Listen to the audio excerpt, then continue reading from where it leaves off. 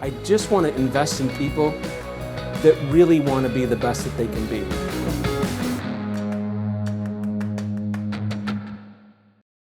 Well, hello everyone, it's Todd Screama and my good friend Aaron Denton. We're doing a podcast today about time management. And it's a very popular topic because there's never enough hours in a day. The topic specifically is get 70 hours of work done in a 40-hour work week.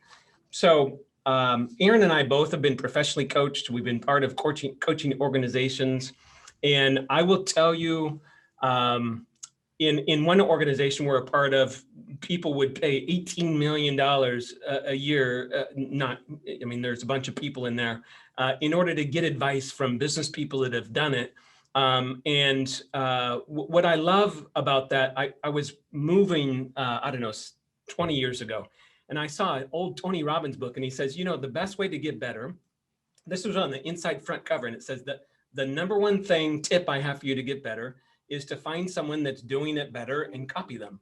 And so we've used that principle for years and years to get better.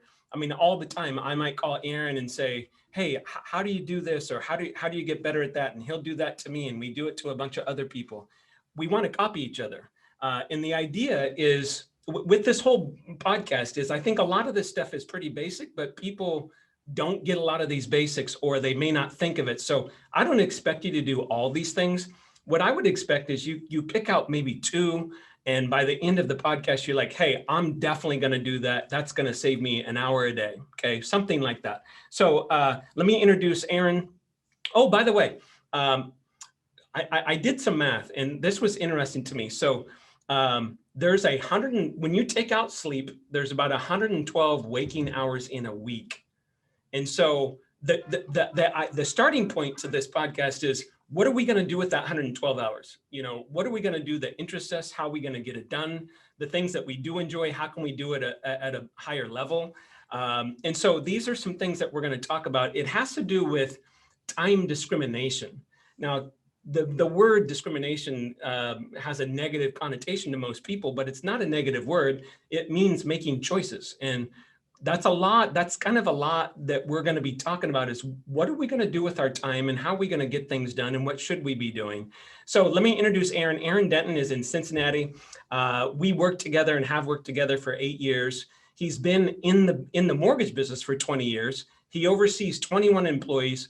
He's literally one of the best salespeople in the country. And so he is a salesperson that also oversees 21 people. And he's a manager, he's a leader, and he also does personal sales.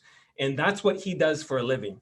I've seen him go from literally almost nothing to a 7-figure earner. And people throw around those rules. When I say that, I mean that person pays taxes, not his business grosses $1 million. He literally pays taxes on a 7-figure income. That's very impressive. The stats on that's about 0.4% of the world is able to achieve that. So he, like me, he has tons of flaws and faults that he'll talk about, but he's done a really, really good job. And Aaron, how old are you? Because you're not even that old. I am 41. 41. So listen, you're way ahead of me. I'm 9 years older than you, and you're ahead of me, I think, where I was at that time. So tell us a little bit about yourself, and then I've got a juicy question for you. So a little bit about myself. I'm a father of 4 boys, so a handful in and of itself. Also part of the reason I've become good at skills, they constantly are negotiating with me. But father of 4, been married. This will be my 14th year of marriage. Been in the mortgage industry for 20 years. Been professionally coached for the last 8, and then have had the opportunity to coach others for about the last 5. And just the whole coaching experience as a whole has been probably one of the greatest things I've ever done for myself. And it's where I've learned a lot of these skills we're going to talk about today: how to manage time, how to not even manage time for me, Todd. It's more about creating the life that I want, right? And I know I made a lot of mistakes early in my career. Is I planned out and prioritized everything around my work, and then everything else kind of if there was anything left of me after that, it took care of it. So this is a great topic for me. I mean, it's changed my life, being able to learn the tactics to implement time, manage it properly, plan for it accordingly. So I'm really excited to have this opportunity with you, and hopefully we can give some good nuggets for these people. Well, I appreciate that, bud. And you guys will find Aaron's pretty humble, but he does a really good job. And you made me think of something. Someone told me once, um, come home and give your family not what's left of you, but give them the best of you. And that always stuck with me. I'm sure people have heard that before. I know I used to come home and if I'm being super transparent, I was just spent. I was spent. And someone told me that, and I'm like, that's what I'm doing. I'm yeah, I'm making money, I'm doing all these businesses, but I'm coming home and it's just, I'm spent. I don't know how else to say it. I used to, true story, I used to come home and I would sit in my backyard. And back then I used to smoke cigarettes. And I would sit in my backyard and smoke 2 or 3 cigarettes for like 30 minutes just to try and calm down before I would talk to anyone. Right. I can relate. Yeah. So, we have these war stories, and it's okay that we have those, but it's also okay to grow past them and realize that there's a better tomorrow there if we just open up our brains to this and we get some of these tactics and we just implement a couple of them. So, I asked Aaron before we got on the call. I said, "Hey, why don't we open with this? I've got 9 tactics that we're going to talk about, all of which that Aaron and I do at some level. But my question is, the top, if you were to just off the cuff say top 3 things that you have done in your business career in order to save the most time, what would those few things be?" I would have to say number one was hiring an assistant. Just having, and for me, it's not necessarily that she does a ton of my work. She just keeps me organized. She helps me manage everything. She almost kind of delegates my time to me. So I know a lot of people watching this video go, "Oh, that's great. I'm not going to hire an assistant for this." It doesn't have to be a paid assistant, an accountability partner, just somebody else in your life that you work on this. I mean, a spouse, a child, a coworker, anything. It's like, hey, I want to get a better control of my time. So for me, number one was having somebody in my life to help me work on this project of managing my time, getting more organized with my time. Number two, probably the biggest thing was, that gave me more time was being organized with my time. Really understanding time blocking, how to structure a day, how to know what to put in those time blocks, how to know how much time to allocate for all the tasks that I know I need to complete in a week. So really just number one, getting somebody to help me. I need all the help I can get. I've been successful in business, but it's really just been because I surround myself with great people. I can't take credit for my success. It's the people around me. So having somebody around you to help you with it, an accountability partner, somebody to work on it with, really sitting down, taking the time, getting organized. I almost look at time, and this wasn't the initial approach I took to it. It's kind of something I've evolved to. I look at time a lot like money, right? It's a limited resource. We only have so much of it that we can use. And when I coach a lot of people on how to do better with time management, and one of the very first assignments I give them, if somebody brought their personal finances to me and said, "Hey, I'm really struggling with my budget. I make enough money, but I don't feel like I have enough money." First thing I would do is say, "Okay, well, bring me your bank statements. Let's take a look. Where are we spending the money? Where's the wasteful spending? Do we have some bills or some obligations that we're not contributing enough to?" And when I help somebody with time management, that's the first thing I have them do. Now, the downside to time versus money is we can't log on online and get a snapshot of everything we've spent our time on. So one of the very first assignments I give to somebody is I literally give them a sheet, and it's the whole week broken down in 1-hour time blocks. And what I have them do is have an alarm that goes off every hour, and they write down what they did in that hour. I have them do that for 2 weeks, and then they bring it to me. And now we have bank statements. Now we can look, what am I spending my time on? Where am I wasting? Where do I have wasteful spending? Where do I have some areas that I probably should invest more in that I'm not? And then from there, we treat it like a budget, right? We say, okay, what's our weekly budget? Well, Aaron, I'm willing to work 45 hours a week. Cool, we know that's what we have to work with. How much are we currently spending every week? Well, Aaron, I'm currently spending 60 hours every week, and that's why I need to fix this, okay? Well, let's look at where's 15 hours we can cut out. And then it's just a matter of, for me, like I have specific tasks I have to do for my business every week. I know for me, training my salespeople or training my staff is something I have to do every week. Once I got an idea of what the rest of my calendar looked like, now I know that I need to spend 6 hours a week with training. And then I take that same time block spreadsheet. And once I've created a budget, now I know what I want to spend. I've listed out all of my bills. And in this scenario, my bills are all the things that I know I need to spend time on every week. And then I just take that like I would a budget. It's like, okay, cool. I'm going to spend 6 hours on this activity, 12 hours on this activity, 9 hours on this activity. And then I strategically plug them into my week. Once I did that, then like I don't know. I don't feel like I'm a super intelligent guy. I need everything to be very, very simple for me. So for me, when I come in every day and my calendar is printed out, that's my instruction manual for today. I don't have to think. This is what I have to do. And because I spent the time up front ahead of time, organizing it, being strategic with it, it works every week. Yep. And then the third piece, Todd, is not only planning out. I think a lot of us, when we plan a week at a time. And this was something you taught me years ago.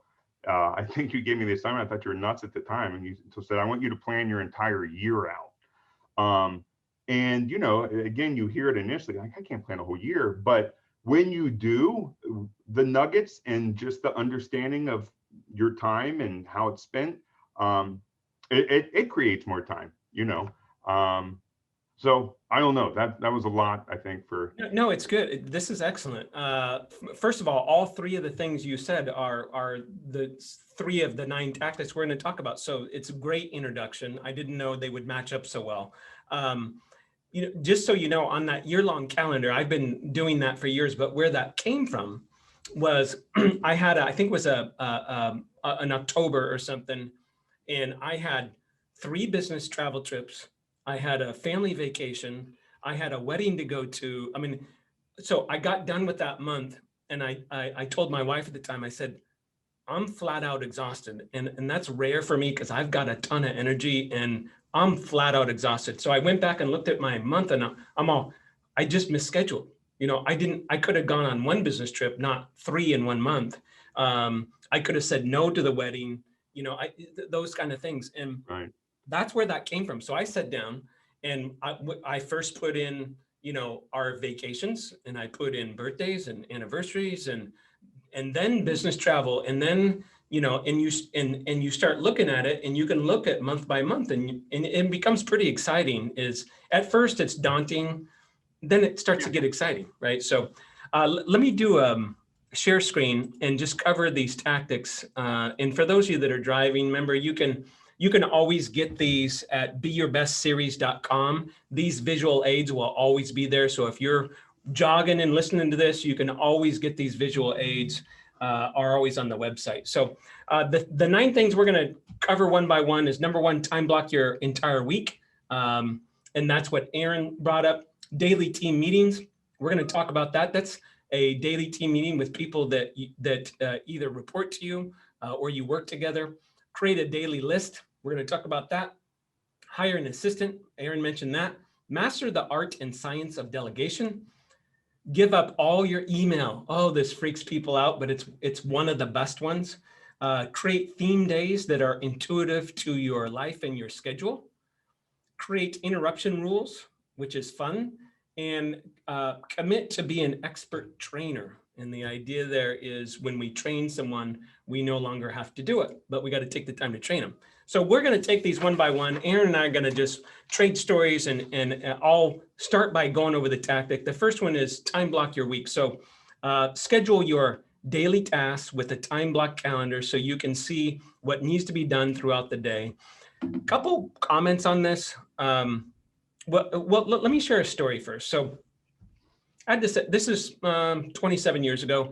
I'm in business. I've got one assistant, and she would get a client on the phone who wanted to schedule an appointment with me. And she'd run in, or she'd call around the office. Hey, Todd, when can you meet with Mrs. Smith? I got her on the line, right? And constant interruptions. I'm talking 10, 20 times a day. And I was like, this is dumb. Like, why don't I just plan out when I meet with a client, and I did the math. This is something that Aaron alluded to. I did the math and said, okay, how many clients do I need to meet a month in order to hit my goals? And the number at that time was 40. So I said, okay, there's 20 work days in a month. I'm going to meet with 2 clients a day, one at 3 o'clock and one at 4:30 every day, Monday through Friday. That's what I'm going to do. And it was that simple. I told my assistant, Francis, at the time, I said, Francis, no more asking me ever. I'm going to meet clients at 3 o'clock and 4:30 every day. I'm going to have one late night appointment every Wednesday night, and it's going to be at 6 p.m. You know, for those people that couldn't make it during regular hours, I work late once. So then I did that. And then I started doing other things. I say, hey, you know, I should probably meet with my team every day instead of interrupt them all day. So that's the daily team meeting. I'll get to that. But that daily team meeting for me right now is every day at 8:45 to 9. And people come in my office, the 5 people that report to me, and we stand up and we go through an agenda and we do our meeting. So, but that meeting is time blocked. It's never missed. It's like it's in stone. It's like brushing your teeth. It's a habit you get into, a rhythm you get into around that's time blocked. And now if you look at my calendar, if you look at Aaron's calendar, I think about it like this. I want to have a life. Like that's super important to me. Aaron's got 4 boys. I got 3 kids. I like to play golf. I like to fly fish. I have all these things I want to do. And if I don't time block, what happens is my schedule just bleeds and it just bleeds away. And I know I got to a point one time, I was about 27. So this story freaks me out when I tell it. I was about 27 and I pull up to the office. I've been working a lot. I get to the office and I sit there. It's about 7 in the morning and I don't want to go in. Now, I'm making more money than I've ever made. I'm 27 making like 250 grand a year. I mean, I was killing it. And I love the clients and I love the business. And so I stopped in my car. I didn't cry, but if I was a crier, I'm sure I would have cried. And I just said, something's wrong. Like something's wrong. You're doing something wrong.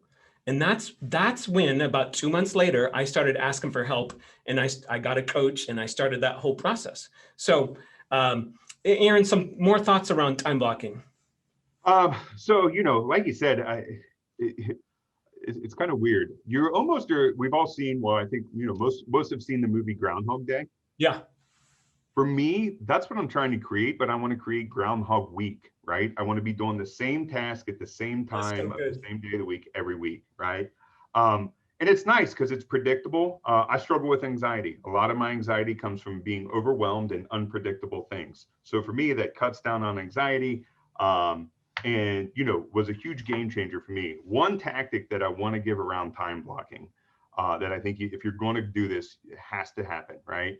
I don't think it matters what industry or what we do for a living. There are always things that happen during our day that we weren't planning or expecting for, right? And when I started working this time blocking and figuring out how to make all this work, what I found is I'd have my time allocated, I'd be doing my activity, and then something I wasn't expecting would come up, and then I'm drug away from that. I'm over here, and then I'm trying to come back, and I don't have enough time to finish this task, and it bleeds into the next task. And the next thing I know, my day's ruined, right? And your anxiety's way up. What's that? And your anxiety. And my anxiety's way up, right? Which is not a good thing for me. So what I figured out is, hey, what am I doing? I know that every single day, something I'm not planning for is going to come up. And I'm trying to master time, yet I'm not making any time to handle these things. So in my calendar and my time blocks, and it's varied depending on the stages of the business and, you know, and all those type of things. But right now, currently, I have 2 30-minute time blocks in my calendar, right? And I don't know if it's appropriate for we call them the oh crap time blocks, right? It's all the oh crap stuff I wasn't expecting, okay? And so now when something comes up that needs my attention or, you know, is a problem or was unexpected, I'm not being interrupted with it, right? There's an email folder in my email. All of my staff knows, even my wife knows when my oh crap time blocks are. And she knows, hey, if she needs something, that's when I can get you. But then instead of me being interrupted from the time I've set aside to do a certain task, when that thing hits me, A, I don't get any anxiety because I know I'm going to take care of it. And B, it just goes into that folder. And then when that time block hits, that's my to-do list for that half hour, right? Hey, these are all the things I weren't expecting for, but I've made time for them. So I would say that is one of the biggest things when you're doing the time blocking. Also create time blocks for the unexpected, because life is unexpected. Things are going to happen we're not planning for. And if we're trying to master our time, we're kind of foolish if we don't make time for for the interruptions. Yeah, so to dovetail on that, Aaron's talking about, I call that, instead of, I like the oh crap actually better, but I call it white time. So you should have at least 30 minutes a day where you have white time. And then I color code everything that makes me money is green. Mm-hmm. Everything that's a meeting, like it's important and it's necessary, but it doesn't make me money, it's red time. And anything that is strategic, for example, a podcast where I'm giving back to people, or business planning, strategic is blue. And so you can look at my calendar, I actually carry it around with me all the time. So that's my time block today. And if I printed it in color, you would see it's all colored. And so that's how I do my color system. White is open time. Red is things like meetings that don't really make me money, but are necessary. Green is money making time. And blue is strategy time or strategic time. And the game that I play is try and make 70% of my time, because I'm in sales and influence, own a company, and I try and spend 70% of my time on my current customers or getting a customer that I don't have yet. So that's the game that you play when you do this, right? So Aaron, do you color code that way or a different way? Very similar. Although you gave me the idea, I know my color for my oh crap time. We're going to go with brown on that one. But no, I use a similar color coding system. Green time for sales activity. I use purple, but yeah, I mean, we probably use different colors, but same. And for me too, it's just a quick indicator when I come into the day, what kind of day I'm going to have. Am I a heavy sales day? Am I a heavy leadership day? Am I doing a lot of coaching with people today? And it just kind of helps put me in the right mindset to approach that day. Yeah, I love it. The next one is daily team meetings. So I'll share how I do that, and then Aaron will share his.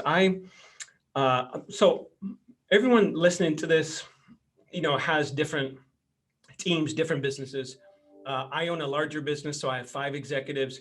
We hold a stand-up meeting, or in today's environment, it's on Teams. I'm still standing using my stand-up desk, and it's 15 minutes every day. And I'm telling you, so our agenda is we have one thing that we focus on to begin the meeting, and then new business or things that people need to know. And so those themes, we have themes to every day that we talk about. For example, one day of the week, it's staffing.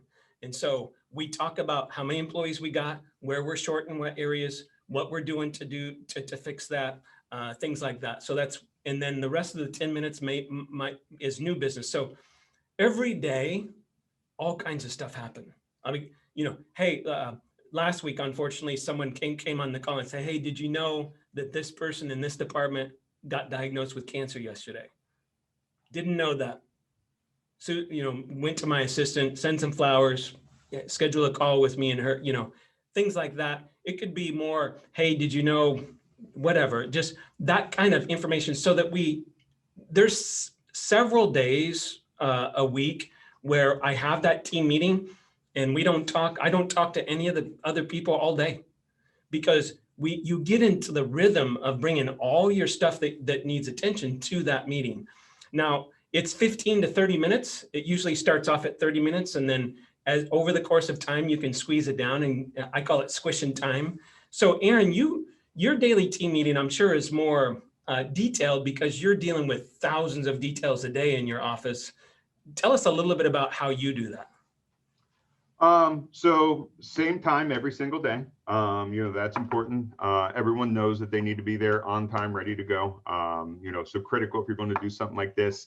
I know, just with this being more of a general audience and not necessarily business, you're thinking daily team meeting, it's the family breakfast, right? Yeah. So for us, what we do, number one, first thing we do is we cover the calendar for the day, right? So everyone knows who they need, where they need to be, when they need to be there. And also, it gives everyone on the team an understanding of everyone's availability, right? Because we all are relying on each other in some way, shape, or form. So it lets them know, hey, it sounds like Chuck's afternoon's jam-packed. I know I need him. I'll get him this morning.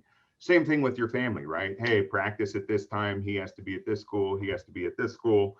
So where it helps save time is it just gets you super organized, gets everyone on the same page, makes everyone aware of other people's time obligations, which I think is important.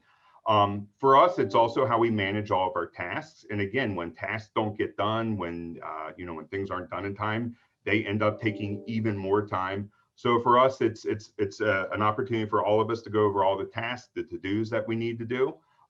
We do that initially by going over the previous day's to-dos.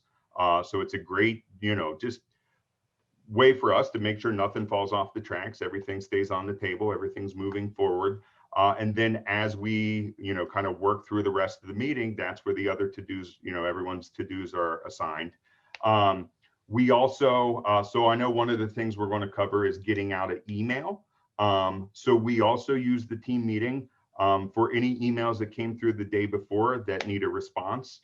That's not necessarily specific to me, it's to the entire team. So, my assistant, that's one of the things she does. She monitors my email as she sees important or relevant or emails that require follow-up. She has those that move to a folder. So that's one thing we do to make sure that we're always staying in communication with our clients, with our business partners, making sure that nobody, is going without a response. Another thing that we do, the very first meeting of the week, we actually review the entire calendar.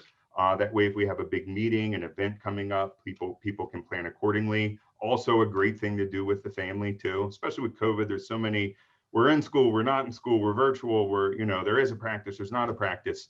So we've, I, up until this year, honestly, probably until about 6 months ago, when the COVID and all the uncertainty of what everyone's day and week was going to look like, I hadn't done something similar to this with the family, and implementing it, it's just improved everything at home. I know where practices are, I know what time they need to be there. We can make arrangements if, the wife has some obligations. So I think the gist of the tactic here is just whoever your people are, whether it's in a business setting or a family setting, there's a ton of value in spending just 10 or 15 minutes a day to make sure we're all on the same page. What are your time obligations? Here are mine. How can I help you out? How can you help me out? And that's really what we accomplished in that team meeting, while at the same time, just monitoring our workload and making sure everything that needs to get done is done in a day. Yeah, I think, Aaron, what I'm getting from you is he has different themes each day that he covers, and then he has some things that he covers every single day. Yep. Because it's necessary for communication or for the business. So just let me sell for a second. After this, Aaron, I'm doing a podcast on time management for your personal life, and I'm talking about some things like that. So this is more focused on business. So we're talking about business, but I am doing one today that'll be out around the same time, just about personal life, because these same things have to apply in personal life. What we're trying to do is, remember, the challenge is how to get 70 hours of work done in 40 hours. So if you really think about it, we're trying to save 30 hours a week. That's not a small task. This takes time, and it takes skills, and it's never perfect. Never, ever, ever perfect. There are weeks still where, like, my typical work week is 37 hours a week. That's what my calendar is. Last Friday, I worked until 4:30 instead of 1 o'clock. It was a choice, and I did it, so that week was maybe 43 hours. So it's okay that it's not perfect. But, Aaron, when people, and we've all done it, like anyone listening to this has worked 70 hours. So in the weeks that happens, where does it come from?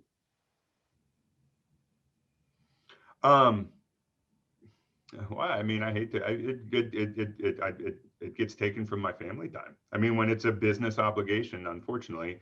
And again, that's just to emphasize the importance of planning it ahead of time, putting some strategy around it, being tactical with it. Because, I can tell you 3 or 4 years ago, I mean, I didn't really get good at time management until probably in the last 3 to 4 years. So prior to that, yeah, it was always my family that sacrificed because I wasn't strategic. I was building my life around my work life, not around my family life. And I think that was the shift for me. But if I didn't know these tactics, I don't know that I would have been able to change that. Yeah, and let me say something else on that. Most people who would listen to a business podcast, we love business and we're good at it. And so you're naturally going to spend more time where you're good at. Sometimes I get people good at this, and this happens a lot. And it happened to me. It's like you have to answer the question, okay, if I am going to save 30 hours a week, what am I going to do with it? Mm. Okay, yes, more family time, but how about health? How about we actually work out 3 days a week? How about take up golf or guitar lessons or something that interests you that you've always wanted to do, but always told yourself that you didn't have time to do it. So when you business for people like you and I and several of the listeners, it's our fun place because we're good at it. And it makes you feel good to do something you're good at. But to actually call a timeout and not be so addicted about the work is a process and takes time. And I think I will always battle it. I think I'll always battle it.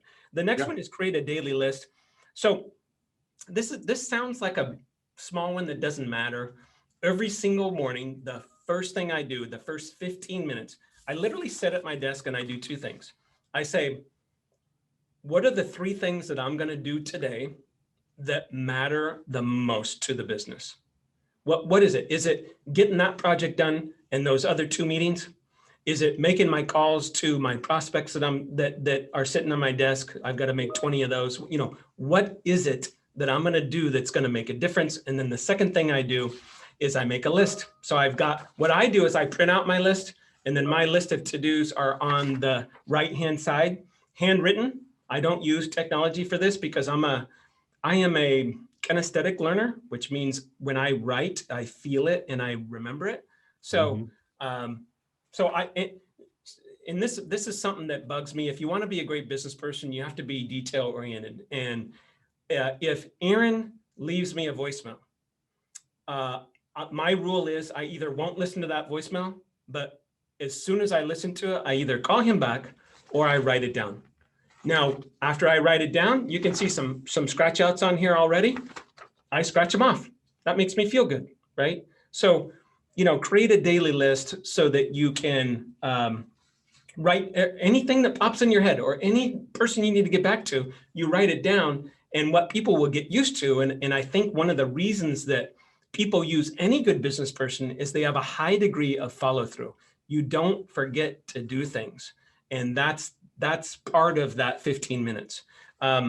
We can talk about hiring an assistant. This is one where we're halfway through our podcast. This could be 15 hours.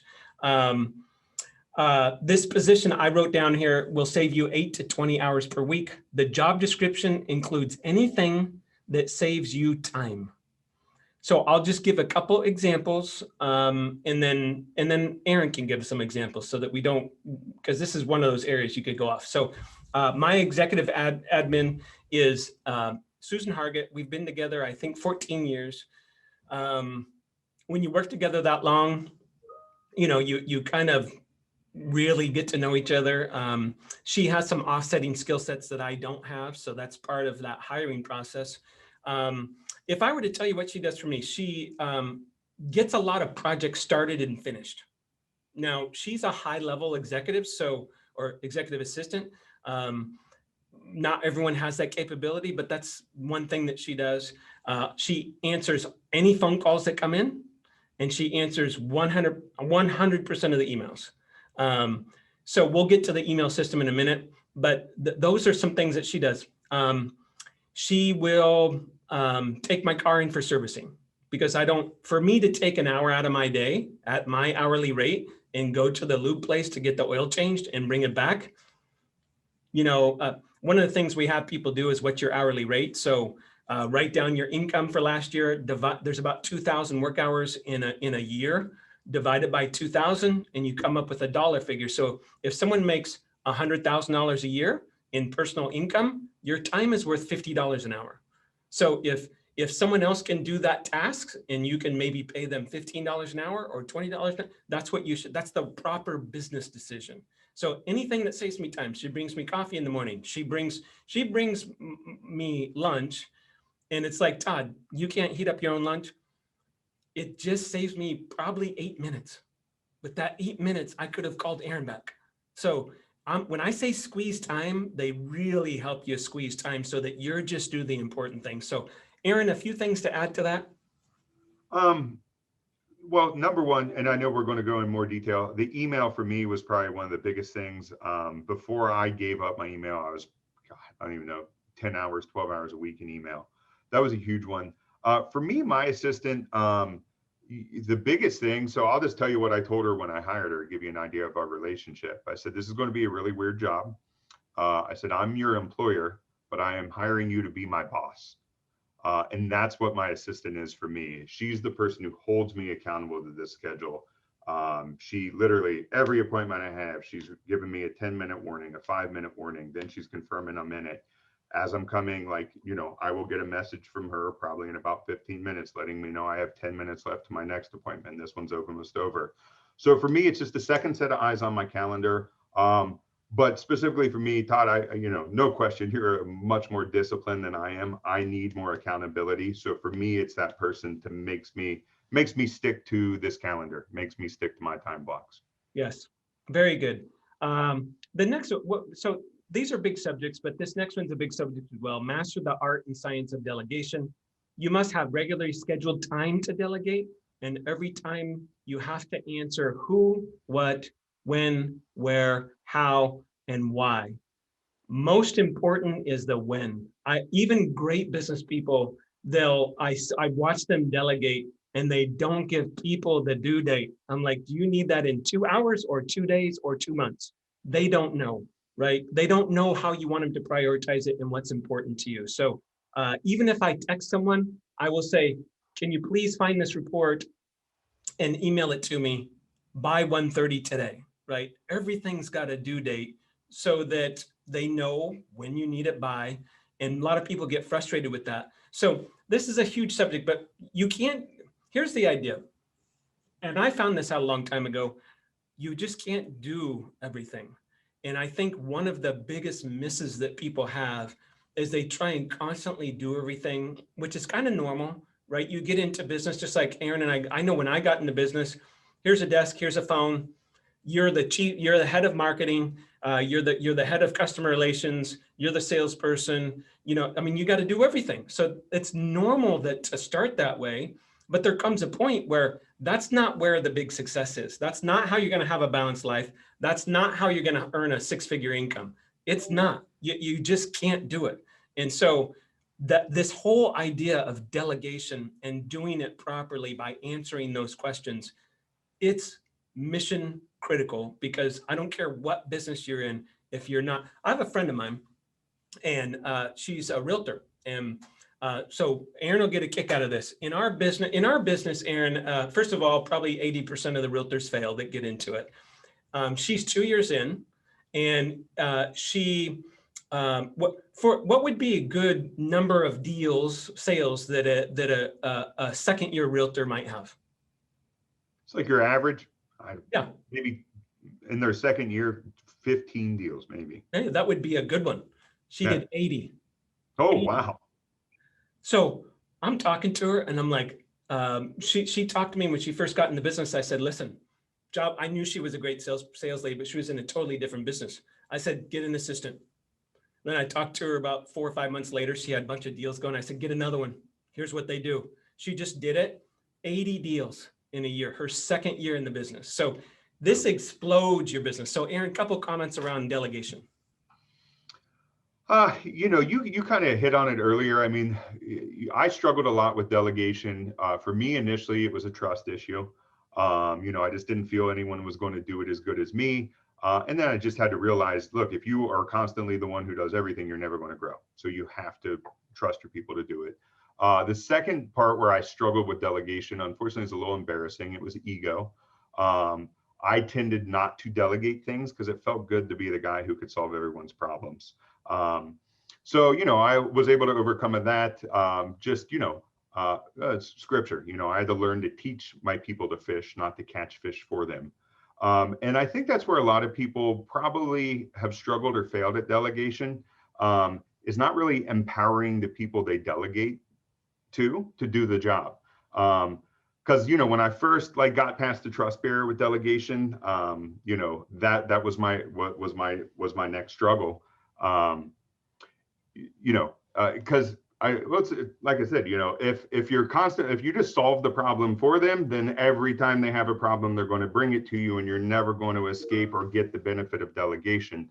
So, delegation is obviously critical to freeing up your own personal time. Todd, you kind of nailed it earlier. I look at tasks, and if it's a task that is, I don't mean it in a derogatory way, but if it's not at my pay grade, right? If it's something that I have a $15 an hour employee can do, I know I need to delegate it. But it's not just as simple as, hey, go do this. You got to be very specific: the who, the what, the when, the where, the how, and the why. But you also have to teach them how to solve the problem and not solve it for them. And when I learned that part of it, that's when I got really good at delegation, because then I wasn't solving the same problem 6 times a week. I solved it once, maybe twice, and I didn't see it again.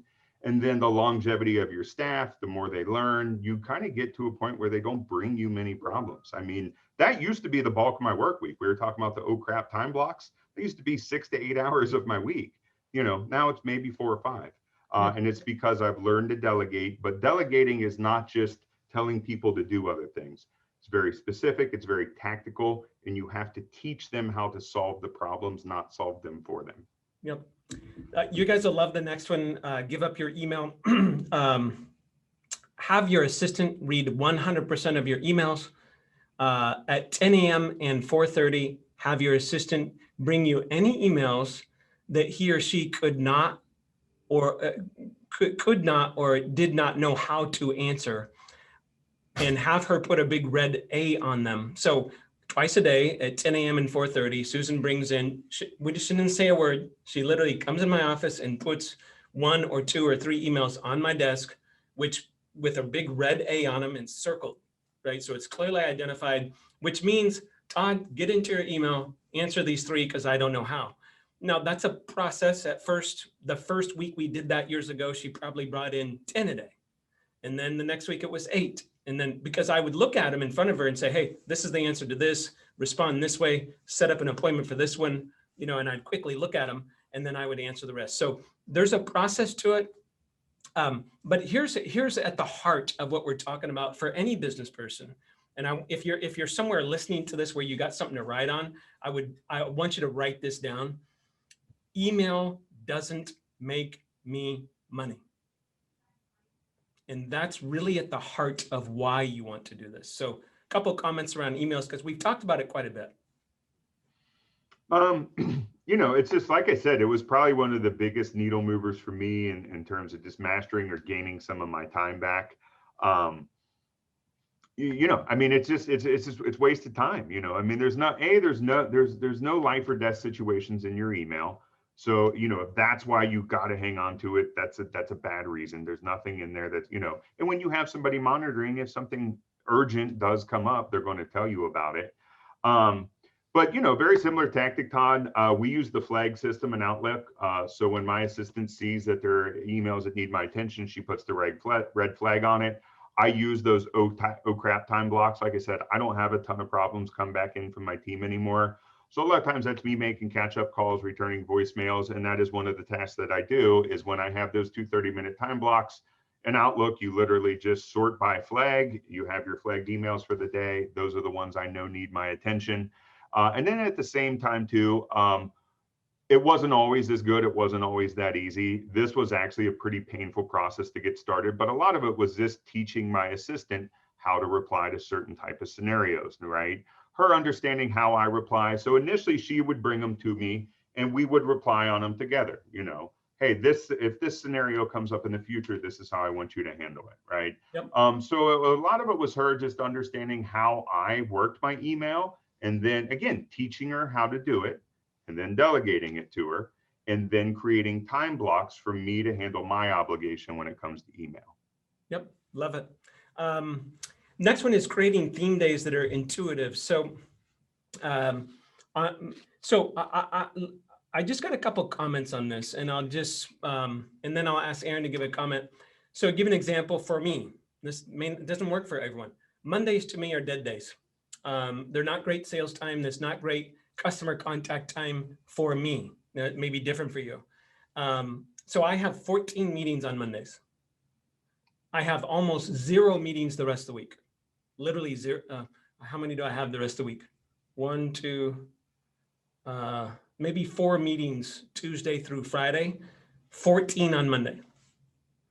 Now, Mondays are not my favorite days, I will say, but they're not the best sales days.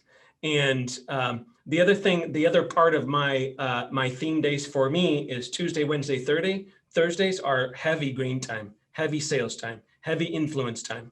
Fridays is project day. That's strategy. I am a morning person. So when you look at every single Friday morning from 8 in the morning till 11, project time. So when a project comes up and I'll say, gosh, I need to spend an hour on that, or I need to look at that project they're doing for an hour, I will go into my calendar on Fridays between 8 and 11 and stick an hour in there and be descriptive on what I'm doing. So that's an idea of doing theme days. And you can make every single day the same. There's nothing wrong with that as well. But several industries, this theme thing really works. Aaron, give some comments on that. Oh gosh, theme days, huge change in my business. So I will tell you, a lot of people who struggle in business, have anxiety in business, stress in business, burnout in business. This is what you need right here. So I see this with salespeople all the time, specifically real estate agents, even loan officers, just people in sales in general, right? So as salespeople, we know we have to prospect. We got to generate some business to work on. Then we generate this business to work on, and now we're focused on working on the business, right? So for a realtor, hey, I have to find some clients. Cool, I found some clients. Now I got to find some clients from home. Then I need to negotiate contracts. Then we got to go through inspections and lenders and closing. And oh, awesome, look at all this money I have. Oh crap, I don't have any more business, right? Because I haven't prospected in a month and a half now. So for me, theme days are exactly that, right? And it comes back to when we're creating our budget for our time. I know every activity I need to do to be successful in this business. And when I implemented theme days is when the roller coaster of my business, the highs and the lows went away, right? The high was, hey, I just went through my entire cycle. I got a nice paycheck. And then you immediately went low because I remember coming in, I mean, being in this business for 12 years and coming in to work on a Monday, feeling like I was starting a brand new job because I literally had a zero pipeline. So theme days for me is identifying, hey, these are all the activities I have to do to be successful in business. But instead of spreading them out over the course of a month and a half, I make sure that I do them each day of the week, right? So I have a theme day around prospecting, a theme day around management, theme day around coaching, a theme day around leadership. So for me, that's what took the roller coaster, the uncertainty, the constant ups and downs of this business. And the reason I had ups and downs in results is I had ups and downs in effort, right? So for me, this takes everything I need to do and it makes sure that I do it every single week. And it's put me on a steady climb versus that roller coaster that burns a lot of us out and brings a lot of us stress and anxiety. Guys, I want you to Aaron is alluding to several things, but one of them is how you feel emotionally. And I know for me, Aaron's a high D, like on a DISC test, he's a high D, high I. I'm a high D, high I. A lot of us do struggle with that stress, the anxiety. I have been so stressed sometimes my hand, I'll shake. A lot of us listening to this can identify with those stories. What we're talking about is it's also okay to fix those things. And this is some of the ways that we reduce that anxiety. And that I just want you guys to hear that because there's a different level of enjoyment that we can get in our business life, in our personal life, when we just learn some of these skills. And I will sound like a broken record. If you listen to many of these, I'll say it 100 times out of 100. Every skill is learned, every single skill. And so that's what we're talking about here. On interruption rules, we got 2 left. Interruption rules. I've got a simple one. I've used the same ones for 20 years. And that is, I have a daily team meeting with my team. I have regular meetings with my assistant. And anyone that wants to interrupt me, you can you can interrupt me if it's on fire, which means literally the building's on fire. Someone's in a car crash, right? That's a fire. So there's not many fires, right? But that does happen every once in a while. So if something's on fire, interrupt me. If it's not on fire. You have to either give me 10 squats or 10 push-ups before you talk. Now, I say this and people are going to laugh and they're like, yeah, really, no, I really did it. Right? Because when I first did it, my assistant would come to my office and I had a glass window and she'd stop and she'd think about doing the squats and she'd turn around and go away. We've got to do something that stops that frenetic, I'm going to interrupt, Aaron 15 times a day, because time managers would tell you every interruption is 8 minutes, 12 minutes, 15 minutes. I've heard different, but it is a lot because you're answering whatever, right? So Aaron, do you have an interruption policy? I mean, it really, it's my oh crap time block. So I guess first and foremost, my team is aware, right? Like, hey, if everyone has access to my calendar, we go over it every morning. They know what my time obligations are for the day. But they just know if it's something that they would normally interrupt, they just email it, they send it to Megan, she puts it in my folder, and they know at 1:30 that day, I'm going to look at it, I'm going to get back to them.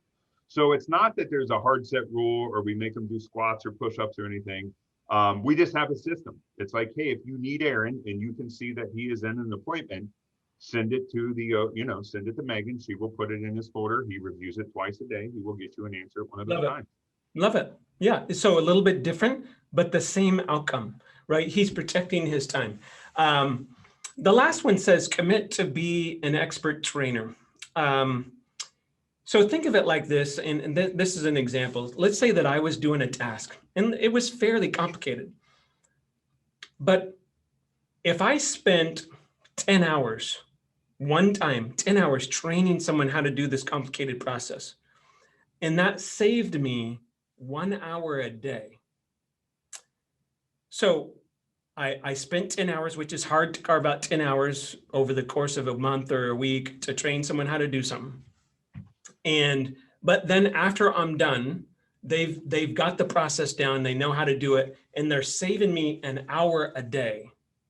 So they're now saving me 300 hours a year, 1 hour a day, because I spent 10 hours of investment. So in monetary terms, that's like Aaron giving me $10 and I give him back $3,000, right? That's the math. So invest $10, get back $3,000. And that is about replication and leverage in a business. And that's how big businesses become better. That's how small businesses work 40 hours a week. That's how you grow a law practice from 1 attorney to 3 attorneys. Those kind of, all what I just said, that's exactly how it happens. I never knew that for the longest time in business. I was like Aaron, what Aaron said, it made me feel so important to have I had 2 pagers at one time. I had one of those brick cell phones and constant interruptions through my whole office. And I got stuck, and I was stuck working 70 hours a week and I couldn't grow. And when I learned this principle and all the things we talked about, but this one in particular, it's magical. But I just never knew that if I spent 10 hours training, I would save 300 hours a year. No one did the math for me. I'm a math guy. So once I knew that, I'm like, let me get this straight. You give me $10 and I give you back 3,000. No, right? Once I understood the math, it made total sense to me. So talk to me a little bit about how important training is to free up your time. Well, for me, number one, it has become my favorite thing to do. I love just growing. I mean, as we build businesses, I don't know. I think I'm sure you had this realization. I had a realization as I was growing my business. I got it to a certain point, and it just became very clear to me if I wanted to continue to grow from there, it was no longer specifically about my personal growth. It was about growing the people around me. And as I've started to invest in those people around me and grow them, we've all grown together. And that's honestly, like, if you ask me my why do I come in? Why do I smile and sing on the way to work? It's to spend time with these guys and just show them how to do this stuff. And at the same time, it's what frees up my time. It's what I was talking about earlier. If you have to catch somebody a fish every time they're hungry, you're going to spend a lot of your time fishing. You catch that person a fish, they're not only going to feed themselves, but they end up teaching other people how to fish. And next thing you know, everybody's eating. So, I mean, it's just you got to empower people. I would say my one of my big struggles early in my leadership is I wanted control over everything. I didn't have any trust in anybody. I would delegate, but then I would put them on a leash and control the process. And becoming an expert trainer, I really think is the key to all of that. When I realized, like, it's not about me, it's about these guys. If I want to grow, I have to grow them. And then it was just about pouring into them, and then it becomes fun and you get passionate about it. And I just I love changing people's lives. I mean, that is my why now, is this. I love just sharing what I've learned over 20 years with my people. And as a result, they don't need me as much, right? You could actually go on vacation. Yeah, amazing. Imagine And that. I mean, I'm 20 years in the mortgage business. I didn't go on my first vacation in this business until I was in for 13 years. Yeah. Yeah. So I approach everything like this. Like I'm crystal clear, and I see this. I say this, and it sounds ugly, but I'm crystal clear. I'm going to die. Like I'm 50. If I'm lucky, I've got 30 Christmases. If I'm lucky, I got 30 summers. If I'm lucky, I've got this. So there's not much time, right? The time is very finite. And I want to squeeze as much into that. And if I just spend some time learning these skills, that's what allows us to live a fuller life. And that the other thing that Aaron made me think of is someone gave you the gift, right? Someone gave us the gift of life. Someone gave us the gift of teaching us at school. Someone gave us the gift on how to dribble a basketball and how to play basketball. By being a trainer, you're given the gift of developing a great career to all of your people. I call them children because that's how I think about it. So Aaron has 21 children that he's parenting in that building, and they're all working together as a team and getting better as a team. And so what happens is, I was talking to one of our employees last week, and she says, Todd, I called her because she made $38,000 last month, and she's 6 months in the business. And so I just saw it, and I called her, and I never talked to her before. She's CEO's calling her. She's intimidated. I said, hey, relax. I just want to say, great job. What are you doing? Tell me about yourself. And she says, the first thing she said, Todd, I appreciate you calling. I'm kind of nervous. I was a bank teller a year ago. That's the first thing she said. And I said, why do you say that? She said, because you just gave me all these compliments.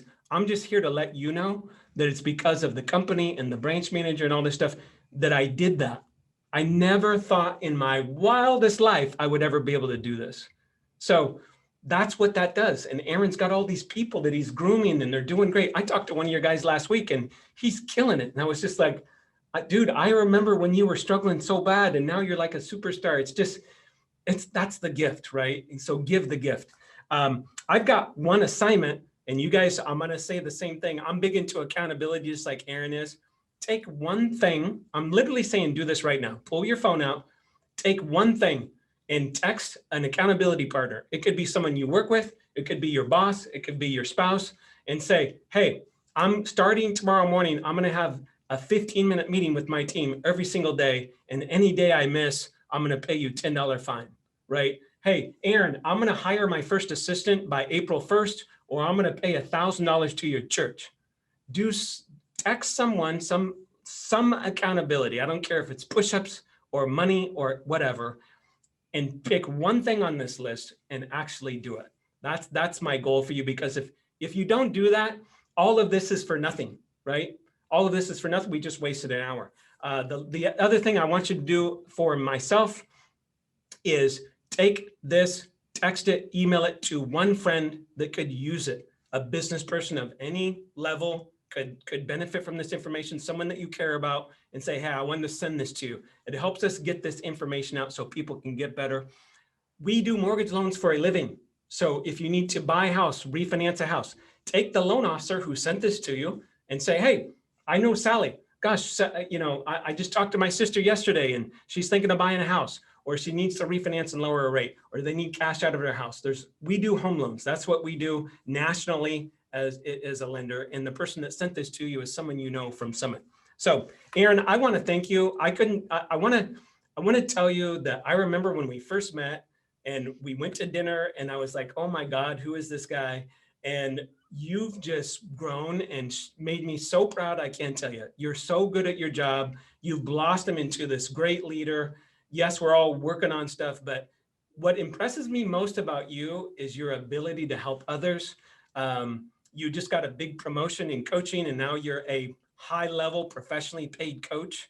And I couldn't be more proud. I really am. You're a great Thank you, person, a Todd. great man. Well, thank you for the compliment, but also thank you for helping me get here. I mean, I remember our first meeting. I don't think you wanted to hire me, but I'm glad that you did. Well, you're a good salesperson. I just said, this guy, gosh darn it, he doesn't really fit, but he's so good at selling already. So you've done a great job. I'm proud of you. Thanks for giving back to people. And guys, thanks for listening to this podcast. We'll talk to you soon. Bye, guys. Thank you. I just want to invest in people that really want to be the best that they can be.